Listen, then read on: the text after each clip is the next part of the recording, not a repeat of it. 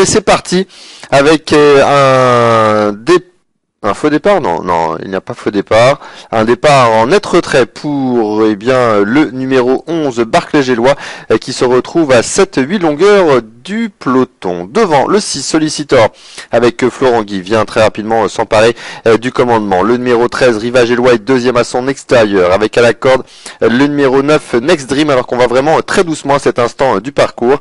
Le numéro 3 Le Bosphore se retrouve quatrième désormais, plutôt à flanc de peloton, avec au centre le beau blanc, le vieux Rento, le numéro 10, qui est épaulé encore du numéro 12 Nadia, avec dans son dos le numéro 2 Rigidity.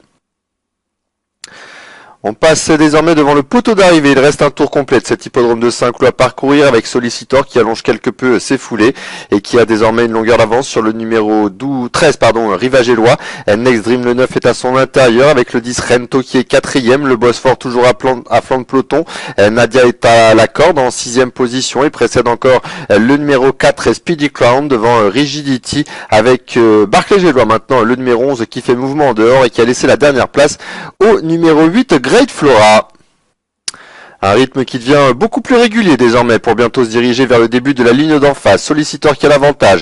Rivage Gélois désormais, le numéro 13 qui va lui mettre la pression. Rento est troisième et ces trois-là qui ont pris 3-4 longueurs d'avance maintenant sur le numéro 9 Next Dream avec Nadia qui est à son extérieur. Le Bosphore est désormais en sixième position. Il a pu se mettre à la corde désormais ce numéro 3 le Bosphore. On vient avec le numéro 4 Speedy Crown devant Barclay Gélois qui est à flanc de peloton devant Rigidity, Diodoros et Great Flora pour aborder maintenant le début de la ligne opposée. Solicitor qui a repris seul le meilleur. Rivage Gélois toujours le 13 à son extérieur devant encore le numéro 10 Rento. Next Dream à la corde et cinquième, rejoint désormais par le numéro 4 Speedy Crown et en dehors on a également toujours ce numéro 12 Nadia qui est la 5-6e. On reprend quelque peu le rythme désormais pour bientôt se diriger vers le bout de la ligne d'en face et le tournant dit de la Fouilleuse. Mais voilà que maintenant Nadia accélère avec Jean Demiol et cette dernière vient aux côtés du numéro 6 Solicitor avec Rivage Gélois qui est au centre. Rento quatrième en embuscade devant Speedy Crown, Next Dream un peu plus loin Barclay Gélois, Rigidity qui tente de venir en dehors avec à la corde le numéro 3 le Bosphore. Un rythme qui a été très régulier désormais depuis le départ avec Solicitor qui a toujours le commandement. Nadia est à son extérieur. Speedy Crown est venu troisième. Rento est quatrième devant encore Next Dream. On vient ensuite avec le numéro 11 Barclay Gélois, le Bosphore également qui refait du terrain.